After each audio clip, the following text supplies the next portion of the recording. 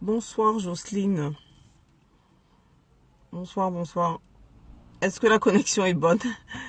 J'ai un problème de connexion. S'il y a la connexion, bonsoir Marie-Jo. S'il y a la connexion, mettez-moi 1, 2, 3 cœurs. Pour voir. Bonsoir. Bonsoir, bonsoir. Je vous reprends, je suis encore dans ma voiture. Amen. Je suis dans la voiture, je n'ai pas de connexion chez moi. Donc j'essaye de faire le périscope à travers la voiture. J'espère qu'on aura la... Bonsoir Marie-Jo. on aura une bonne connexion. Parce que où je suis, là, il y a pas de connexion depuis quelques jours. Je suis désolée, donc c'est pour ça que vous ne me voyez pas. Ah, ça a sonné cette fois-ci. Amen. Donc je suis obligée de sortir pour avoir la connexion, mais comme je peux pas rester dans la rue, je me mets dans la voiture pour l'instant jusqu'à que... Bonsoir Caramel, bonsoir tout le monde. Bonsoir, invitez vos amis. Bonsoir. Je vais essayer de faire le Rhapsody aujourd'hui rapidement. Par la grâce de Dieu, on a eu un peu une connexion, parce que même, je sais pas, dans la zone où je suis, j'ai déménagé, il n'y a pas de... Je sais pas encore la connexion. Amen. Donc, je vais essayer de faire comme ça. Amen. Bonsoir Jean-Marc, bonsoir à tous. Pour l'instant, je vais essayer de la voir de la voiture. Donc, j'espère que on pourra continuer. J'espère que ça va s'arranger à l'intérieur. Amen. Bonsoir Jean-Marc. Bienvenue. Soyez bénis. Je vais faire le Rhapsody des réalités. Invitez vos amis. On va essayer de faire... parce que j'ai pas envie que ça se coupe. Amen. Je vais faire le Rhapsody des réalités. Donc, d'aujourd'hui. Le cri de victoire. Amen. Le cri de victoire. Oui, je suis dans la voiture. Parce que dehors, j'ai la connexion. Mais je peux pas arrêter dehors. Donc, je me mets dans la voiture. Et encore, même dehors, je sais pas, la zone où j'ai aménagé, là, il y a même pas, la connexion n'est pas, je sais pas ce qui se passe. Donc, faut que je vois la compagnie de mon truc, là, de mon internet, en fait, pour voir. Donc, en attendant, j'essaye de faire de la voiture pour être au moins à 6, quoi. Donc, si vous pouvez me mettre deux cœurs de temps en temps, et je sais que ça marche. Amen. Donc, le cri de victoire aujourd'hui, c'est le Rhapsody d'aujourd'hui. Le verset d'ouverture, c'est le psaume 118, verset 15. Psaume 118, verset 15. Écoutez les joyeux cris de victoire dans les tentes du peuple de Dieu. La puissance du Seigneur l'a fait. Amen. Le chapitre 6 du livre, le chapitre 6 du livre de Josué nous raconte comment les murailles de Jéricho s'écroulèrent pour que les enfants d'Israël y entrent et prennent le contrôle de la ville. Ils n'avaient pas besoin de grues ou d'équipements lourds. Amen.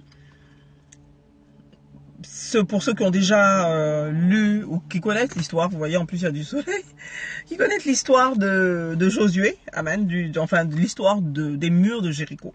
Il n'y avait pas de grue, il n'y avait pas d'instruments lourds pour faire tomber les murs. Ils ont fait tomber le mur avec un cri. Tout le monde connaît au moins un peu cette histoire, avec un cri. Donc un cri de ce que vous voulez. Attendez, mais ils l'ont fait avec un cri. Amen. Donc je vais faire ça comme ça. Amen. Donc lisez le récit donc de Josué dans le chapitre 6 verset 2. Amen. Chapitre 6 verset 2. Ils avaient voulu entrer dans Jéricho, mais le mur les avait empêchés, car il était trop haut et trop épais. Cependant, Dieu leur a donné une instruction. Voilà pourquoi c'est important de suivre les instructions. Une instruction qui pouvait peut-être paraître bizarre pour certains, mais chapitre 6, versets 2 à 5. Et Dieu leur avait donné une instruction. Il ne les avait pas instruits de prier ou de supplier. Tout ce qu'il leur avait demandé était de faire était de marcher autour du mur, sans rien dire. Et ensuite, à la fin, de pousser un cri au moment indiqué, à un moment précis, de pousser un cri. Ce qui a suivi était à couper le souffle. Les murs se sont écroulés. Tout simplement écroulés. Il y a quelque chose donc de spécial au sujet de notre cri. Quand on est enfant de Dieu, quand on a le Saint-Esprit, il y a quelque chose de spécial quand vous parlez. Il y a quelque chose de spécial même quand vous criez. Quand votre cri, je n'ai pas dit quand vous hurlez, quand vous criez. C'est-à-dire que quand l'Esprit de Dieu vous pousse à pousser un cri, ce n'est pas au hasard. Amen. Il y a quelque chose de spécial au sujet de notre cri par le Saint-Esprit, bien sûr. Ce n'est pas un cri ordinaire. Ça ne peut pas être un cri ordinaire. C'est quand les gens n'ont pas reçu le Saint-Esprit que de telles choses les mystifient. Si vous allez dans une église où les gens ne crient jamais, ou ne poussent jamais des cris, pas forcément des cris criés comme ça, non, des cris de joie ou des cris, même en criant même Alléluia, c'est un cri aussi. Il y a certainement quelque chose qui manque, c'est la puissance du Saint-Esprit. Car une fois que le Saint-Esprit arrive quelque part, le cri d'un roi se fait entendre. Il annonce sa présence. Amen. Quand le Saint-Esprit arrive quelque part, le cri du roi se fait entendre, quel que soit le cri. Le cri peut vous paraître un cri de joie, un cri de tout ce que vous voulez. Ça peut être même un Alléluia. Ça peut être n'importe quoi, puisqu'en fait, ça va venir de l'Esprit. Amen. Donc, rappelons ce qui est arrivé le jour de la Pentecôte. Le jour où le Saint-Esprit a commencé sa dispensation avec l'Église. La Bible dit, tout à coup, il vint du ciel un bruit comme celui d'un vent impétueux. Et il remplit toute la maison où ils étaient assis. Donc, vous lisez le livre de Actes, chapitre 2, verset 2. Remarquez la description. Le bruit était comme celui d'un vent impétueux. Et il remplit toute la maison où ils étaient assis. Le Saint-Esprit a annoncé sa présence par ce bruit de vent impétueux. Amen. Le Saint-Esprit, parce que c'est toujours un bruit. Il y a des gens qui disent aussi que quand avant que Dieu, avant une action de Dieu ou avant que Dieu fasse quelque chose, c'est toujours précédé d'un cri, pas d'un cri, d'un son, toujours précédé d'un son. Amen. Mais que ce soit une chanson, que ce soit n'importe quel son, un son, mais tout cela se passe justement par l'Esprit, bien sûr. Donc, quand vous voyez ce qui s'est passé le jour de la Pentecôte, la Bible décrit cela comme un bruit, comme celui d'un vent impétueux. Amen, Myriam. Un bruit, mais pas n'importe quel bruit, comme un vent impétueux. Et ce bruit a rempli toute la maison où ils étaient assis. Amen. Le Saint-Esprit a annoncé donc sa présence par ce bruit, avec un grand bruit. Était-il calme après? Est-ce qu'après, tous ceux qui étaient dans cette pièce sont restés calmes après d'avoir entendu ce bruit, après d'avoir même senti même peut-être ce mouvement, ce vent ou quoi que ce soit? Non. Actes chapitre 2, verset 4 dit « Et ils furent tous remplis du Saint-Esprit et se mirent à parler en d'autres langues, selon que l'Esprit leur donnait de s'exprimer. » Voilà ce que la Bible dit. Après avoir entendu ce bruit, quand le Saint-Esprit donc a annoncé sa présence par ce bruit, eux, ils ne le savaient peut-être pas, mais ils ont été en même temps, juste après ça, remplis du Saint-Esprit. C'est ce que je vous disais tout à l'heure. Que quand on dit que avant que Dieu agisse, il y a un son qui se fait entendre. C'est toujours précédé d'un son. Mais c'est de la même manière. Le Saint-Esprit, avant qu'il soit rempli du Saint-Esprit, il y a eu ce bruit là devant, impétueux, qui a rempli toute la maison. Amen. Et ils se mirent à parler en d'autres langues, selon ce que l'Esprit leur donnait de s'exprimer. Mettez-moi un ou deux cœurs pour voir si vous êtes là. Je pense que vous êtes là. Je vois des gens se connecter. Donc, quand le Saint-Esprit vient dans votre vie, quel que soit comment silencieux vous êtes né, quel que soit comment timide vous êtes né peut-être, cela ne fait aucune différence. Vous ne pouvez plus être silencieux. Je ne veux pas dire que vous devenez loquace, je parle de la puissance de l'Esprit ravivé en vous pour crier et affirmer la parole avec audace. Amen. Ce n'est pas un cri d'effroi, c'est un cri de roi. Quand vous êtes né de nouveau, quand vous avez reçu le Saint-Esprit, même si vous êtes quelqu'un de nature timide, de nature effacée, quand l'Esprit de Dieu se commence à prendre le relais, vous êtes ravivé de l'intérieur. Et ce qui vient de l'intérieur, ce n'est pas c'est pas parce que vous allez, vous avez cette audace qui commence à monter en vous. Vous commencez à être audacieux pour euh, parler de Dieu, pour annoncer l'évangile. Vous commencez à être vraiment quelqu'un de... On vous reconnaît plus. C'est bien simple, on ne vous reconnaît plus. Il y a certaines personnes qui vont vous dire « Oh oui, mais il est devenu un peu gonflé. Je trouve que...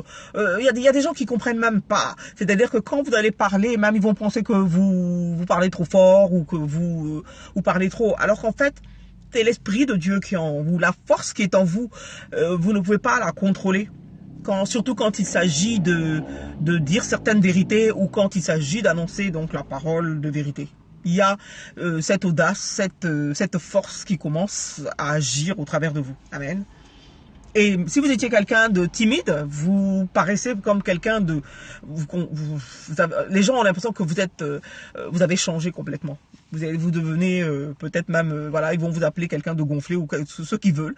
Mais ça va traduire en fait de l'extérieur ce qui paraît pour eux de l'extérieur. Alors qu'en fait, non. Vous avez cette puissance en vous qui n'est pas... C'est pas une force, c'est pas un esprit de timidité comme la Bible dit, ni d'effroi, mais c'est le cri d'un roi, le cri de victoire. Même quand vous annoncez l'évangile avec force, avec, comme par exemple, je le fais maintenant, il y a des gens qui vont peut-être penser que je parle durement ou que j'ai une manière de parler spécifique et, comme disent les Anglais, le rude, c'est-à-dire qui est rude, quoi. Mais non, en fait, je ne peux pas faire autrement. Je ne peux pas faire autrement. Même si, par exemple, c'est pour ça que beaucoup d'hommes de Dieu, vous les voyez, en temps normal, quand ils n'annoncent pas l'évangile, quand ils ne sont pas en train de prêcher, ce sont des gens timides. Vous les voyez, c'est des gens qui parlent peu. Et vous vous demandez, mais c'est pas possible, c'est pas la même personne. Pourquoi? Parce qu'au moment où ils sont en train de ministère, quand ils sont en train de commencer leur ministère, de commencer à vous évangéliser, c'est une autre personne parce que c'est le Saint-Esprit qui prend le relais. Ce n'est plus la personne qui vous parle, amen. C'est le Saint-Esprit. Ou même quand un pasteur ou un homme de Dieu, un serviteur de Dieu vous parle dans un... je sais pas moi, vous allez le voir par exemple pour un problème ou quoi que ce soit et qu'il vous parle. Des fois vous avez l'impression qu'il vous parle durement. Des fois vous avez l'impression qu'il vous dit des choses que vous n'acceptez pas facilement, des choses comme ça. En fait, c'est parce que ce n'est pas lui. Si vous le voyez chez lui, c'est quelqu'un de différent. Si vous le voyez en dehors de ça, comme il n'est pas dans son ministère, vous le voyez en dehors de ça, c'est quelqu'un peut-être qui va même pas vous adresser la parole, qui aura du mal à s'exprimer, qui va vraiment avoir, qui va paraître timide ou effacé. Alors qu'en fait non, en fait c'est sa vraie nature, mais sa nature dans la chair, mais c'est quelqu'un dès que l'Esprit de Dieu commence, et c'est là qu'on sait que c'est vraiment l'Esprit de Dieu qui agit. Ce n'est pas la personne. Si vous connaissez vraiment cette personne. Bon, il y a des gens aussi qui ont une nature en général comme ça, hein, qui sont très tout ce qu'ils font dans leur manière de parler et tout ça, je veux dire même après avoir reçu l'Esprit de Dieu, ça ne les change pas. Ça ne les change pas. Ils sont pareils. C'est des gens qui sont, je ne sais pas pourquoi, mais qui sont pareils. Alors qu'en fait, ça devrait peut-être même être l'inverse. C'est vrai que parce que quand l'Esprit de Dieu arrive en vous, quand il commence à agir en vous, il vous donne cette audace peut-être, cette capacité d'être audacieux, de parler de manière franche, mais il peut aussi vous apaiser. Si vous êtes quelqu'un de très il va apaiser votre caractère, il va vous soumettre et puis apaiser votre caractère. Il y a des choses que vous ne pouvez plus faire comme vous faisiez avant, ou que vous allez commencer à reconnaître que vous ne pouvez même pas faire. Il essaye de forger votre caractère. Moi, je sais que de nature, j'étais pas quelqu'un qui parlait. Je n'aimais pas parler du tout. J'étais timide avant, quand j'étais plus jeune. Mais l'esprit de timidité m'a quitté. Hein. Je suis loin d'être timide. Mais, ça dépend. Je suis loin d'être timide, mais bon, avant j'étais vraiment timide. Puis maintenant, depuis que j'ai donné ma vie à Christ, j'ai du mal à avoir honte de parler ou de dire des choses, amen, ou de dire même la vérité. Donc des fois la vérité n'est pas toujours bien accueillie, mais Euh, je ne sais pas si c'est le changement ou quoi, mais bon, c'est comme ça. Donc, c'est le cri. Donc, quand on parle, quand par exemple, si vous êtes dans une assemblée et que vous êtes en train d'écouter la parole de Dieu, des fois, vous avez même, il y a vous voyez, là, dans l'église, votre pasteur ou votre prédicateur commence à crier un alléluia ou commence à crier ouais, vous savez pas pourquoi, mais en fait, c'est l'esprit qui est en lui. C'est pour ça qu'il dit, c'est le cri d'un roi. C'est le cri de victoire. C'est pour ça que des fois, quand vous priez aussi, quand vous êtes en train de prier chez vous pour je sais pas moi, un problème quelconque, vous priez et que vous voyez que vous persévérez dans la prière, surtout les prières d'intercession. Il arrive un moment où vous avez un cri de joie en vous, mais que vous extériorisez des fois. Vous le faites sortir. C'est de ça qu'il parle. C'est un cri de victoire, un cri de roi. Amen. Un cri qui est franc, qui vient qui annonce que ce pourquoi vous êtes en train de prier, vous avez déjà obtenu la victoire. Amen. Vous devez recevoir cela en vous. Vous devez recevoir ce cri-là en vous. Et même si vous n'osez pas parce que peut-être vous êtes en public, mais même si c'est pas un cri qui s'entend à 10 mètres, ça sera un cri. Vous êtes en train de prier, prier, prier et vous commencez à monter le ton. À monter le ton, pardon, ouais, ou un cri d'allégresse, ou quelque chose en tout cas. En tout cas, ça vous montre là que vous avez la victoire, vous avez obtenu ce que vous demandez. Parce que des fois, même vous êtes en train de prier, prier en langue, et ou même proclamer des paroles de foi. Oui, j'ai la victoire au nom de Jésus. Oui, je suis plus que vainqueur. Dans une situation quelconque, vous êtes en train de prononcer ces paroles-là. Vous prononcez la parole, vous prononcez. Et puis à un moment, vous commencez à monter le ton. Le ton monte sans que vous vous en rendiez compte. Le ton monte. Pourquoi? Parce que vous commencez maintenant, ça c'est le cri maintenant de victoire qui commence à sortir, à rejaillir de vous. De la même manière quand Dieu a donné les instructions pour aller autour des murs de Jéricho, quand vous voyez à la fin ce qu'il leur a dit, il leur a dit à la fin, quand vous allez faire 7 fois, vous allez tourner autour, c'était en silence. Et à la fin, ils vont sonner, au son de la trompette, vous criez. Ce cri-là, on leur a dit vous criez, on leur a pas dit vous criez alléluia ou vous criez quoi que ce soit. On a dit, il leur a dit simplement donner l'instruction au cri, au son de la trompette, vous criez. Quand ils ont crié, les murs sont tombés. Amen. C'est un extraordinaire stratégiste. Amen. Et tout ça, ça s'est passé dans l'esprit. Le fait de faire le tour des murailles. Le fait de faire les tours des murailles. C'est comme si, par exemple, ça peut être c'est par l'esprit. C'est comme si Dieu vous dit, bon, tu vas faire un jeûne de 7 jours. Voilà, tu parles pas, tu es dans le silence, tout ça. Mais le 7e jour, crie. Tu vas te dire, crier, mais crier pourquoi? Si tu veux obtenir, tu suis l'instruction. Amen. Ce cri-là, c'est un cri de roi, un cri de victoire. Amen. Quand un roi partait en guerre ou quoi que ce soit, quand ils avaient la victoire, il poussait un cri. Amen. Il poussait un cri.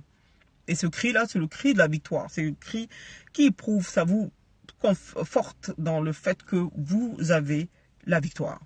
Même si vous ne voyez pas de vos yeux, vous avez obtenu la victoire. Amen. J'espère que la connexion est bonne. Je vais faire la prière. Donc, il faudrait que vous me mettiez quelques cœurs pour que je sache si la connexion est bonne, pour que je puisse commencer la prière. Amen. Amen. Donc, je vais commencer la prière. Si tout le monde est prêt, la prière donc du Rhapsody. Et puis, vous allez donc répéter chez vous après moi la prière. Amen. Est-ce que vous êtes prêts? Amen. Est-ce que vous êtes prêts? Si vous êtes prêts, on commence. Je peux commencer alors? Ok. D'accord. Ok, d'accord. Amen. Donc, cher Père, grâce te soit rendue de toujours me conduire dans le triomphe en Christ et de manifester à travers moi le doux arôme de ta connaissance en tout lieu. Christ vit en moi et il est tout pour moi. Il est mon tout. Merci de faire de moi un témoignage de ta grâce abondante et de ton amour sans fin. Au nom de Jésus. Amen. Amen, amen. Donc voilà pour le rhapsodie d'aujourd'hui. Amen. Le rhapsodie donc d'aujourd'hui. Vous pouvez crier chez vous. Amen. Comme un cri de victoire. Amen. Vous pouvez crier chez vous. Amen.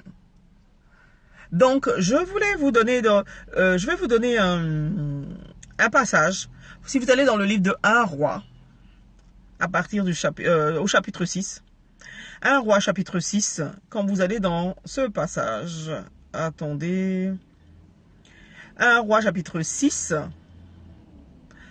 même du chapitre 6, puis à partir du verset 22, à partir du verset 22, amen, même à partir du verset 1, mais à partir du verset 22 jusqu'à 35, vous allez découvrir la description donc du temple, de la construction du temple. Amen.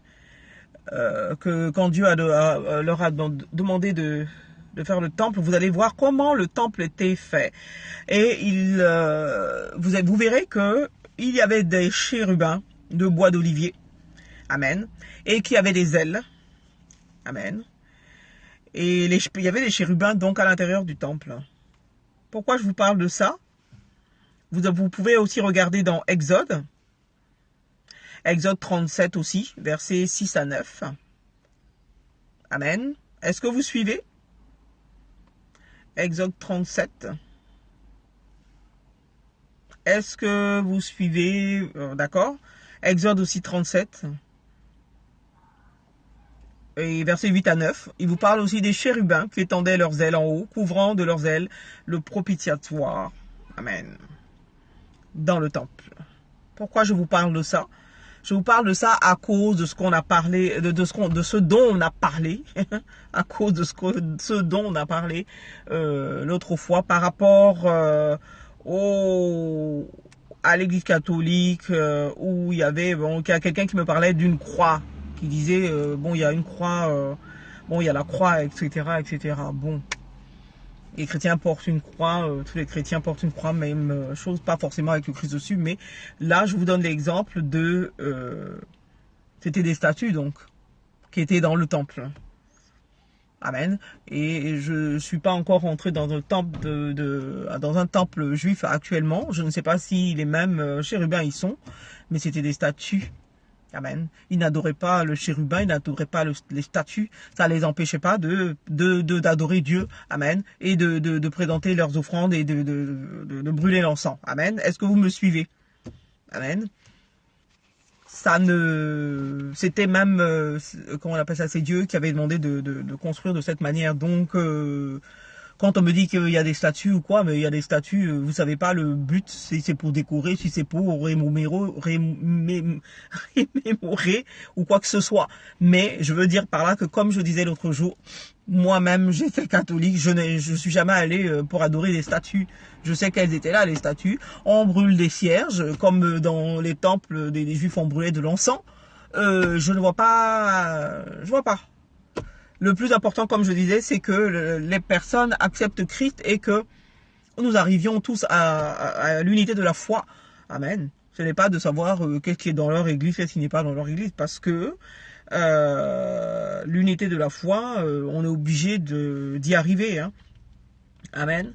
Parce que dans Éphésiens chapitre 4, à partir du verset 1 à 6, il dit, moi qui suis prisonnier à cause du Seigneur, je vous demande donc instamment de vous conduire d'une manière digne de l'appel qui vous a été adressé.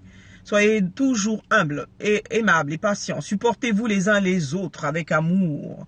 Efforcez-vous de conserver l'unité que donne l'Esprit dans la paix qui vous lie les uns aux autres. Il y a un seul corps et un seul esprit. De même, Dieu vous a appelé à une seule espérance lorsqu'il vous a fait venir à lui. Il y a un seul Seigneur, une seule foi, un seul baptême, un seul Dieu et Père de tous, qui règne sur tous, qui agit par tous et qui est en tous. Point. Là, je lis Éphésiens chapitre 4, du verset 1 à 5. Est-ce que vous êtes connecté? Amen. Est-ce que vous êtes connecté?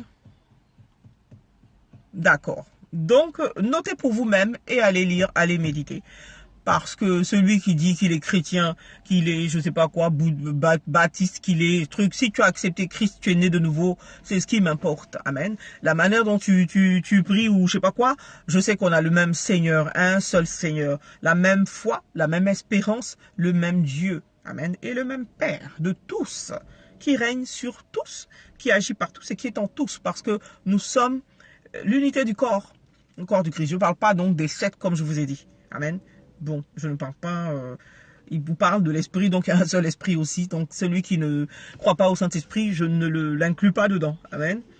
Donc vous voyez, bon, maintenant je vais aller dans Jude.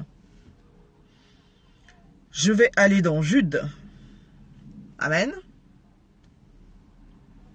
Est-ce que vous me suivez? Si vous notez aussi, notez. Ça serait bien pour vous d'aller vérifier si ce que je dis, c'est écrit. Hein. Maintenant, je n'ai pas dit que chacun doive aller interpréter comme il veut.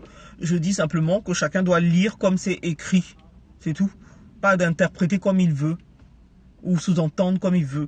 De lire comme c'est écrit. Et puis d'y réfléchir. Amen. Donc dans Jude 1, je vais commencer...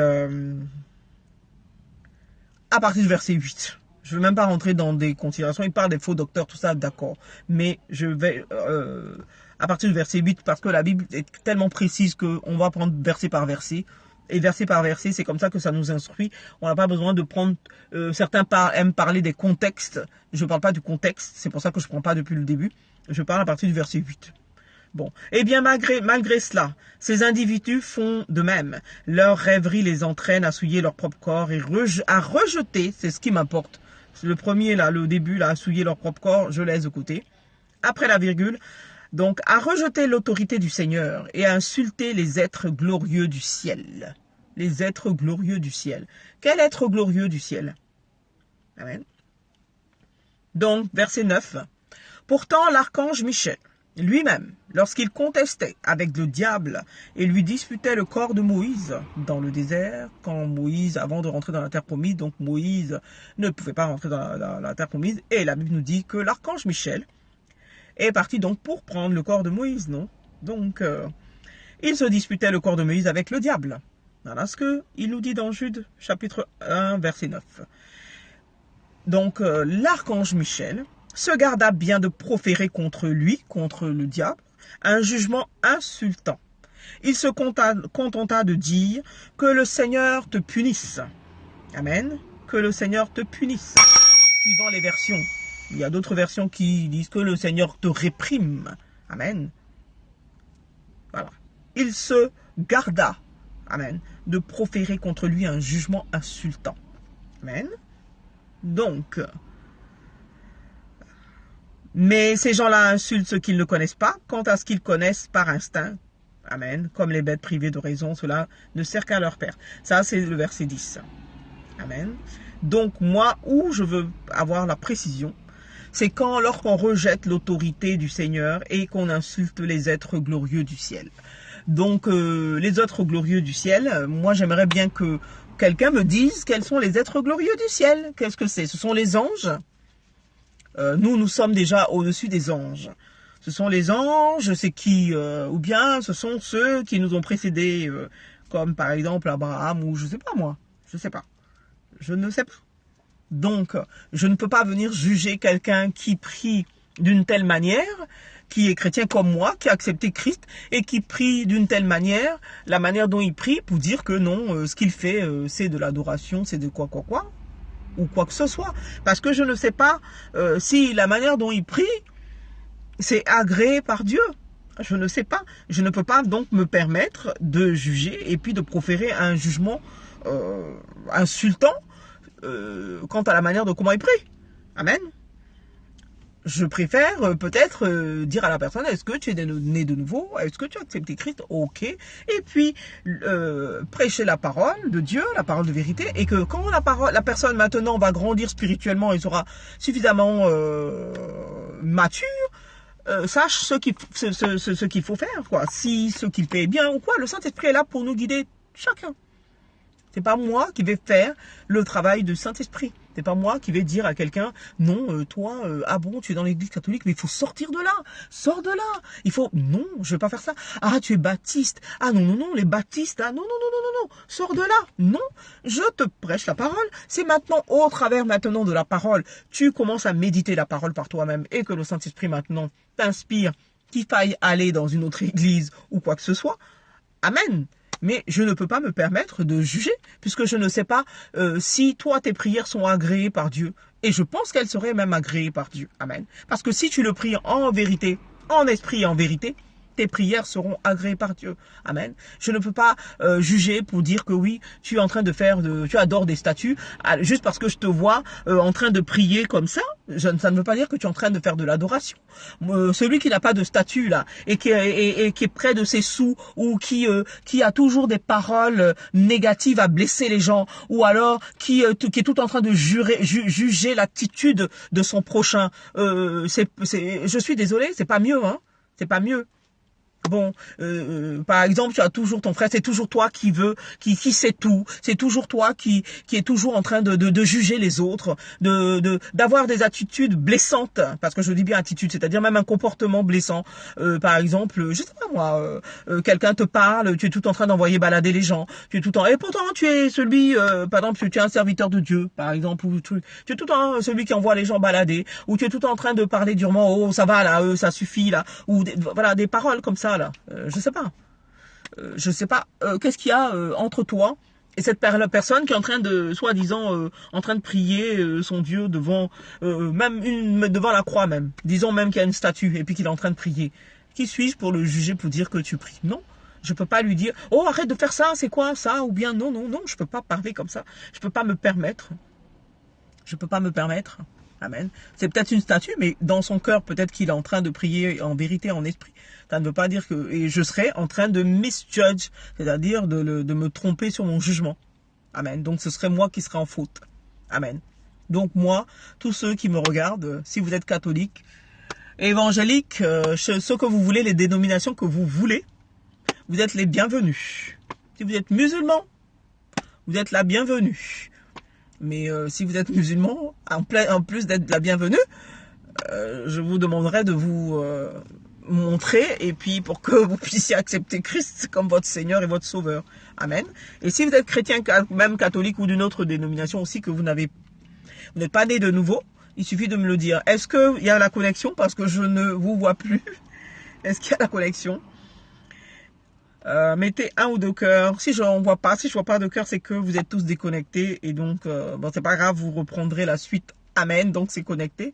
Donc ceux qui ne sont pas nés de nouveau, présentez-vous et puis vous pouvez être nés de nouveau, donner votre vie à Jésus, etc. Mais où moi je voulais en venir là dans ce livre de Jude, c'est d'éviter d'insulter des êtres glorieux, d'éviter de porter des jugements. Amen. De proférer des jugements. C'est pour ça qu'il dit au verset 9, même pourtant l'archange Michel lui-même, lorsqu'il contestait avec le diable, il lui disputait le corps de Moïse, il se garda de proférer des jugements contre le diable, quoi. Alors, lui dire, oh toi le diable dégage de là, tu vois, dégage. Qu'est-ce que tu vois? Il s'est gardé. Il a juste dit que le Seigneur te punisse. Amen. Donc, il faudrait qu'on fasse attention à ce que nous disions. C'est vrai, quand nous proclamons, on dit, bon, le diable est sous nos pieds, parce que la Bible nous dit que nous avons la victoire. Donc, il est mieux de confesser ce que la Bible dit, quand il te dit, celui qui est en moi est plus grand que celui qui est dans le monde. De ça, tu peux dire. Vous avez vu dans le désert, est-ce que Jésus savait à qui il avait affaire? C'est le diable qui ne savait pas à qui il avait affaire. Mais regardez comment Jésus a répondu. Regardez comment Jésus a répondu. Il s'est gardé de lui dire, même au niveau des Juifs qui pratiquaient la religion comme pas possible, il était juste en train d'avoir des paroles de sagesse envers eux. Amen. Il s'est gardé de juger qui que ce soit. Pourtant, il est Dieu. Pourtant, il est Dieu. Il est Dieu. Donc, il est venu pour les brebis, c'est vrai, les Juifs.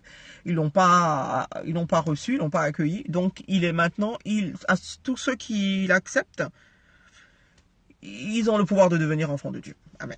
Donc aujourd'hui, il faudrait qu'on essaye de voir ce qui est faisable, ce qui n'est pas faisable. Moi, je dis la bienvenue à tout le monde, mais je précise, au cas où il y en a qui vont se connecter, qui vont peut-être se connecter en replay, ceux qui ne sont pas nés de nouveau, c'est vous qui m'intéressez, vous m'intéressez aussi, encore même plus. Donc, présentez-vous quand vous êtes, par exemple, dans les directs, afin que, si vous êtes d'accord, je vous fasse faire la confession pour accepter Christ. Amen. Mais vous êtes la bienvenue. Amen. Vous êtes vraiment la bienvenue. Et à tout ça afin que dans l'unité de la foi, que on puisse conserver ce que l'Esprit de Dieu, l'Esprit, la paix qui nous lie, que ce soit la paix et l'Esprit de Dieu qui nous lie. Parce qu'il y a un seul corps, comme dit Éphésiens 4. Il y a un seul corps et un seul esprit. Maintenant, ceux qui ne croient pas au Saint-Esprit, ils sont out.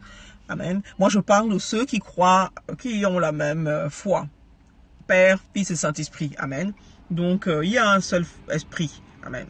Un seul corps, le corps du Christ. Il n'y a pas, dans le corps du Christ, il n'y a pas, Jésus ne regarde pas celui qui est baptiste, celui qui est évangéliste, celui qui est ceci, qui est celui qui est là. Non, non, non, non, non, non. Il ne regarde pas ça. Amen. Il ne regarde pas ça. Il ne juge pas comment les gens... Et ce qu'il regarde au cœur de l'homme. Il regarde au cœur de l'homme. Et comme nous ne savons pas ce qui se passe dans le cœur de l'homme, comment pouvons-nous nous juger sa manière de faire ou sa manière de penser? Comment pouvons-nous juger? Comment? Amen. Il y a comme de même, il y a un seul Dieu. Amen. Le Père de tous. Une seule foi et un seul baptême. Et un seul baptême. Il n'y a pas deux baptêmes. Il y a des gens qui disent oui, quand tu es baptiste, par exemple, on va te dire oui, comme tu es baptiste, donc tu viens d'une autre église. Enfin, nous on est baptiste. Tu viens d'une autre église, tu dois te rebaptiser. La Bible te dit qu'il y a un seul baptême. Un seul baptême. Un seul Dieu et Père de tous qui règne sur tous. Amen. Un seul baptême.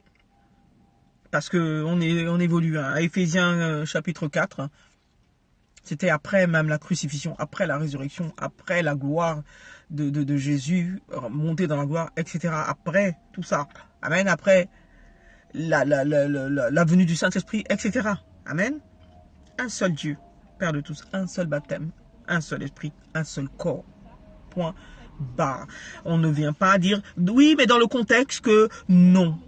Si tu es venu, que tu me dis, je ne vais pas te forcer. Selon ce que l'esprit va te mettre à cœur, c'est ça, c'est ton problème. Mais je ne vais pas te forcer pour dire, oh non, non, non, mais tu sais que quoi. Ça vient même pas, ça me traverse même pas l'esprit.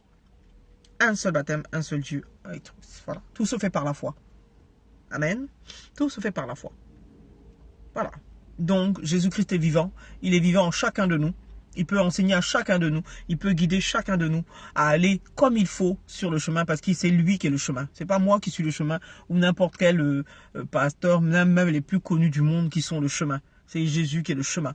Maintenant, Jésus choisit ses envoyés. Il choisit ses serviteurs, etc. afin que vous puissiez sur terre ici avoir un autre berger que vous puissiez suivre. Mais il est choisi aussi, bon maintenant il y en a qui n'a pas choisi non plus. Maintenant, à vous maintenant de méditer la parole et de connaître la parole de Dieu pour que vous puissiez savoir où vous mettez les pieds. Amen. Où vous mettez les pieds. Parce que tout ce genre de trucs, si on ne fait pas attention, ça frustre certaines personnes. Il y a certaines personnes qui sont frustrées. Même moi, quand je parle à quelqu'un, que la personne m'envoie balader, ça me frustre. À plus forte raison.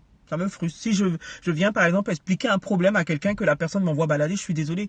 C'est des choses inacceptables quand on est chrétien. C'est inacceptable. Je dis ça, inacceptable. Par exemple, Marie-Jo m'appelle ou me parle d'un problème et puis je dis, oh écoute, je sais pas que ça à faire. Oh écoute, bon. Et puis je vais imposer forcément mon truc. Je t'écoute. Tu me dis ce que tu as à dire, je dis ce que j'ai à dire. Et après, c'est parce que je suis en train de semer. Mais je t'envoie pas à la balader parce que, je sais pas moi. Je parle pas des serviteurs de Dieu, je veux dire même entre vous, même entre chrétiens. C'est inacceptable. C'est pas la peine de dire, j'ai Christ en moi et que tu puisses arriver à ce stade-là. Arriver à ce stade-là. Franchement, c'est inacceptable. Donc, je sais pas moi, imagine quelqu'un qui est bébé en Christ, tu lui parles comme ça. Il dit quoi? C'est quoi ça? Ah bon? Mais ça le frustre à tel point que il se demande, il commence à douter, le doute commence à s'installer. Le doute commence à s'installer. Donc il faut faire attention à comment on parle, comment les serviteurs de Dieu, heureusement que moi je suis là, c'est des gens bien. Amen. Mettez des cœurs. C'est des gens bien. Amen. C'est des gens... oui, il y en a, je sais qu'il y en a, pas Cathy, c'est ça, il y en a. Il n'y a pas que des serviteurs. Moi, je ne parle pas même pas des serviteurs de Dieu, je parle des chrétiens même. Si en plus ils sont serviteurs de Dieu, alors là, c'est la... Attends... Et ça, c'est difficile, ça m'étonnerait. Ils sont pas serviteurs de Dieu parce que ça là, si tu dois servir Dieu, bah tu vas attendre longtemps, hein, parce que tu peux pas servir Dieu et puis parler comme ça aux gens. C'est pas possible.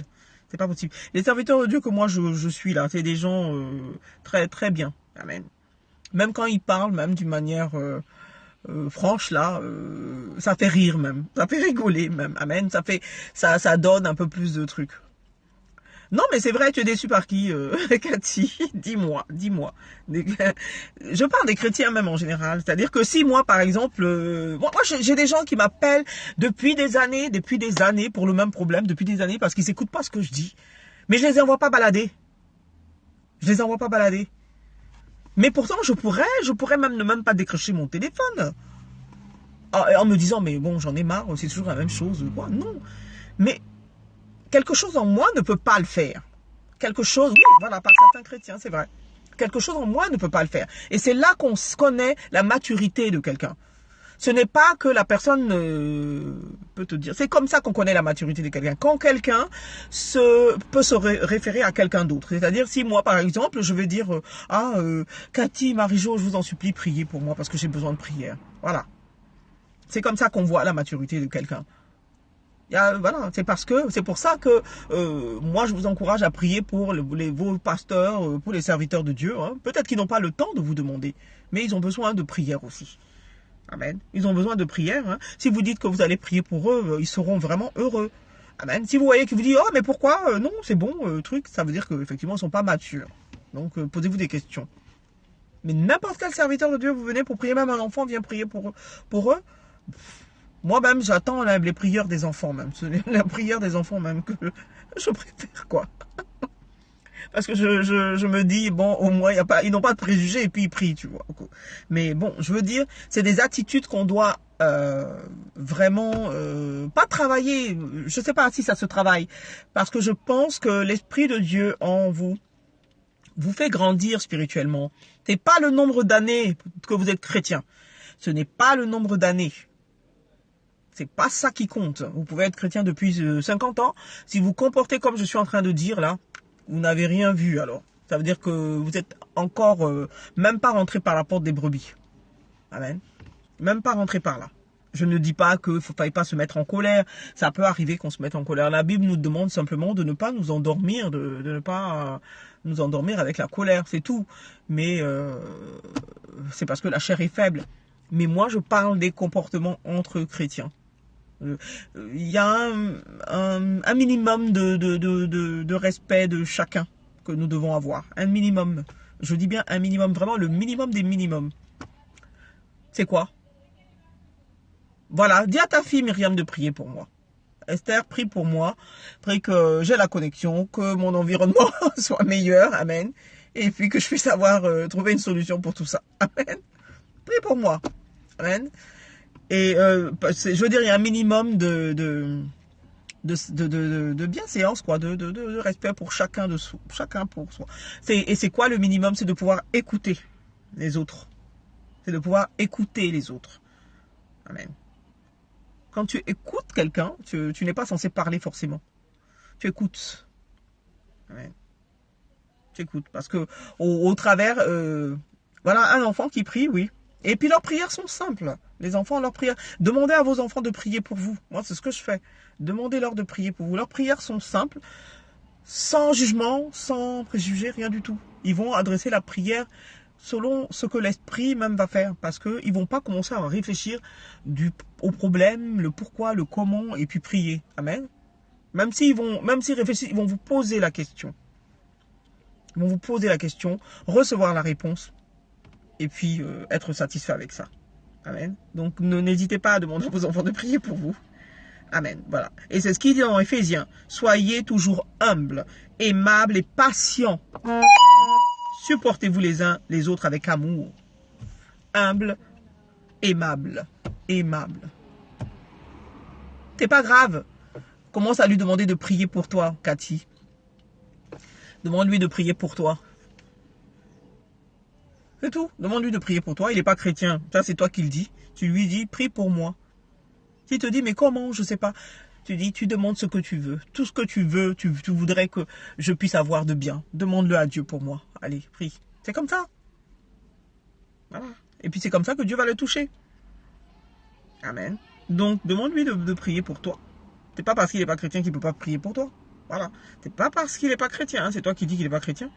C'est ton fils. Donc, tu lui demandes de prier pour toi. Il va dire, mais qu'est-ce que je dis? Tu dis ce que ton cœur désire pour moi. Demande ce que ton cœur désire pour moi. Parle. Dieu, c'est un Dieu, c'est quelqu'un, c'est un Dieu vivant, il est vivant, il t'entend. Tu n'as pas besoin de le chercher quelque part. Tu te mets en prière et tu fermes les yeux et tu demandes. C'est comme ça que ça commence. Tu lui montres le chemin. Amen. Tu lui montres le chemin.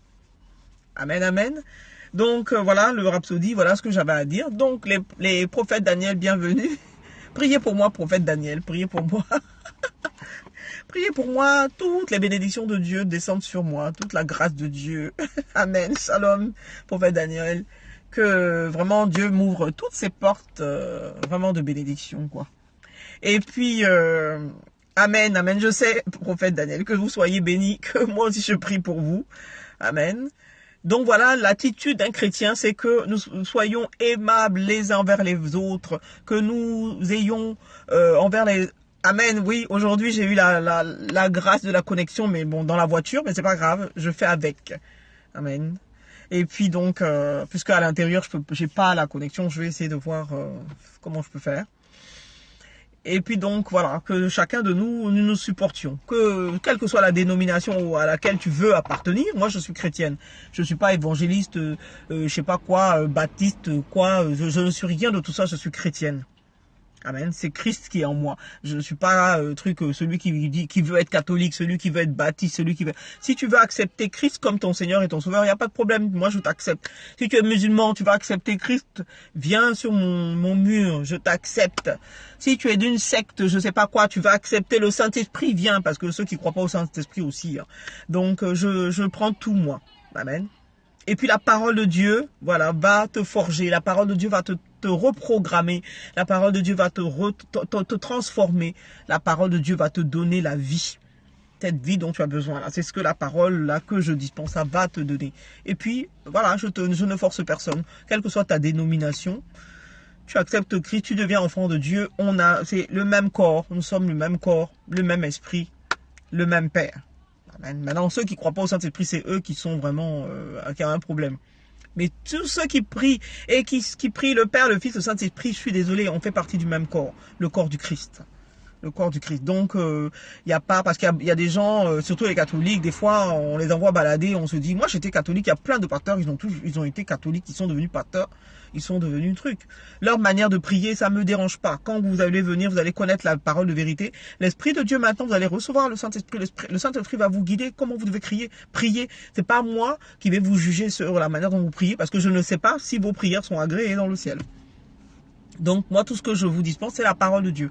Vous la méditez et vous montrez le chemin. Après, la manière de comment chacun prie, c'est dans le secret. Hein. Je ne sais pas. Je ne sais pas, je ne vais pas dire, oui, il ne faut pas adorer de statue, il ne faut pas adorer de ceci, faut pas... c'est ce que la personne va te dire, mais non, j'adore pas, je prie seulement, mais je n'adore pas. Et on a vu dans le temple, il y avait des chérubins, c'est des statues, hein, en statue, c'est des chérubins. C'est pas pour ça que le prêtre ne rentrait pas dans le temple parce qu'il y avait des chérubins, c'est Dieu même qui a donné les instructions pour faire le temple, donc enfin l'arche. Donc ça n'empêchait pas la présence de Dieu d'être là-bas, ça n'empêchait pas que ce soit dans l'arche. Donc c'est pas ça moi qui m'importe. Ça c'est tout ce qui est l'extérieur. Ce qui m'importe, c'est l'intérieur de l'homme, l'intérieur de la personne, où le Saint-Esprit doit venir habiter, où Dieu doit venir habiter. Ce n'est pas où il est en train de prier. Il a qu'à prier où il veut. C'est pas mon problème. Il a qu'à prier comme il veut. Il a qu'à prier, il a qu'à se mettre un voile sur la tête. Aller au Vatican, les femmes rentrent avec un voile. Dans les églises, ça dépend. Il prie comme il veut. Le plus important, c'est ce que toi, tu as à l'intérieur. Est-ce que tu as accepté Christ? Est-ce que tu as reçu Christ? Est-ce que le Saint-Esprit habite en toi? C'est tout. Maintenant, le reste, là, comment tu pries? Peut-être que Dieu aime tes prières. Hein? Dieu est souverain. Peut-être qu'il aime la prière. Peut-être qu'il aime comment tu es en train de faire. Il connaît le cœur de chacun. Quand nous prions, il sait si on est en train d'adorer quelqu'un d'autre ou lui. Il sait. Il sait. Maintenant, j'ai pas dit de transporter toutes les statues du monde dans vos maisons. Hein. C'est pas ce que j'ai dit. Je parle des églises. J'ai pas dit que chacun aille prendre des statues, venir mettre. Non, je n'ai pas dit parce que moi-même je n'en ai pas. Amen. Je n'ai pas dit ça. Amen. Maintenant, je parle des gens qui appartiennent à d'autres catégories d'églises où nous faisons partie du même corps, du Christ, et qui ont une manière différente de prier. Amen. Je ne parle pas de trimballer. Et même si vous le faites, ça me regarde pas. Parce que Dieu va savoir si vous êtes en train d'adorer la statue ou pas. C'est pas moi. Moi, je peux pas juger. Amen. Donc, pour l'instant, venez sur les périscopes et suivez les pasteurs que je suis là. Et puis, vous allez voir. Vous allez voir. Vous allez voir la différence. Et puis, à vous maintenant de juger vous-même. Vous allez vous juger vous-même. Mais personne ne va vous juger. Vous-même, vous allez vous juger. Maintenant, vous y verrez. Au fil des temps, vous allez écouter le prophète Katunda, vous allez écouter le prophète Jean-Michel, vous allez écouter le pasteur Jem Kakou, le prophète Manouan, vous allez écouter tous ces pasteurs-là, et puis vous allez voir. Amen. Vous allez voir. Maintenant, au fil du temps, quand vous allez grandir spirituellement, vous verrez maintenant comment faire. Vous allez vous auto-juger vous-même. Mais personne ne juge personne. Je suis pas d'accord pour les jugements de comment celui-là prie, pourquoi il prie. Non, non, non, non. Maintenant, après, chacun voit, fait son auto-truc. Même moi, je le fais tout le temps. Hein. Je le fais tout le temps pour voir est-ce que j'ai bien fait, est-ce que c'est bien, est-ce que c'est selon la parole, est-ce que... Bon, il y a selon la parole, et en plus, c'est que Dieu aussi est souverain. Amen. Donc, je vais vous laisser parce que je n'ai plus de batterie. Je vous dis donc, je vais essayer encore demain de me connecter. Amen. Je n'ai plus de batterie, ça va donc se couper. Et puis je vous dis donc à demain, soyez tous bénis. Hein. Et puis voilà. Voilà, oui, j'ai même plus de lumière sur mon téléphone. Oui, laissez Jésus-Christ TV là, eux, Dieu les attend au tournant. Eux, c'est une autre histoire. Amen. Amen, amen. Donc, bonne soirée à tous. Et puis, on essaie de se reconnecter encore demain. Soyez bénis. Et puis, reprenez en replay. Réinvitez en replay. Amen. Bonsoir, bonsoir à tous. Bonsoir, Chonik. Amen. Là, j'ai plus de batterie. Donc, mon écran commence à s'assombrir, quoi. Donc, je suis la lumière du monde. Excusez-moi, mais je préfère attendre de charger. Je vais aller me recharger. Amen. Et je vous dis donc à demain. Et puis, soyez bénis. Que Dieu vous couvre de ses ailes, qui vous protège, vous garde au nom puissant de Jésus. Amen.